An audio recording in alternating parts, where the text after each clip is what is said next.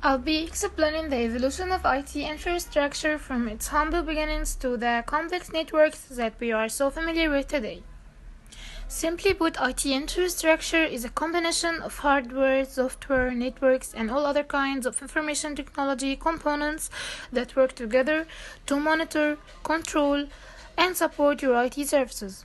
So, what was there before computers?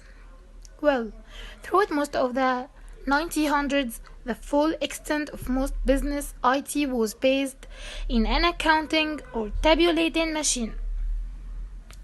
These machines were typically quite large, same size of an upright piano, and have very limited function.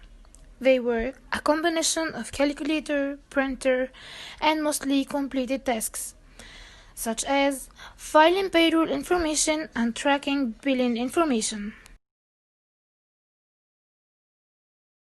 This may not sound impressive as being able to send a cat photo to your friend halfway across the world, but a 1930 report on the tabulating machine made for Columbia University was the term supercomputing was used.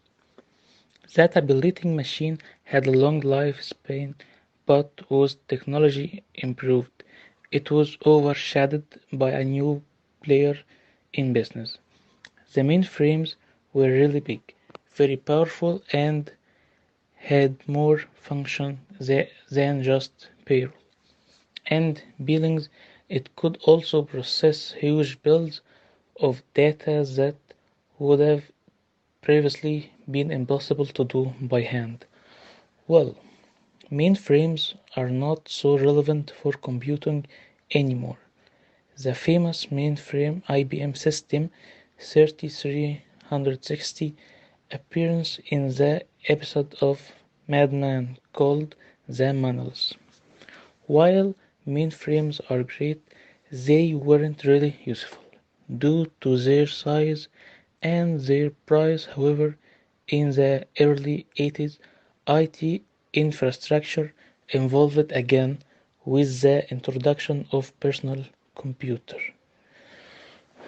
So one of the biggest differences between the PC and mainframes is that multiple people could be working off the same mainframe, all that in one personal computer, were programmable so that number of jobs really boomed and personal computer began popping up in more and more homes and businesses.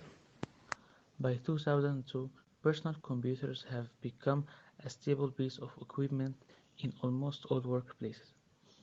IT infrastructure technology really boomed after this point. The introduction of networks and services helps to increase the productivity and efficiency of how computers could operate in the workplace. In the early 80s, the client server was developed that it's used with major computer functions such as email accessing the World Wide Web and wirelessly printing of documents. The client server model operates so that multiple individual PCs can connect to a central server, hold multiple function services and resources that the PCs can tap into at any point. Enterprise computing was developed in 1992 and has become critical for businesses' IT infrastructure. Enterprise computing assists with streaming process by selling an entire platform to a company that can be accessed by all members of the business. Analytics reports and databases are able to access from anyone connected to the system. Sound confusing? Think back when you went to store like H&M. لو رحت مكان زي H&M وفضلت ادور في الستور على بيس معينة وبرضه مش لاقيها، فالامبلوي اللي هناك هيقولك هنعمل check on computer في الفرع التاني لانه مش متاح في الفرع ده.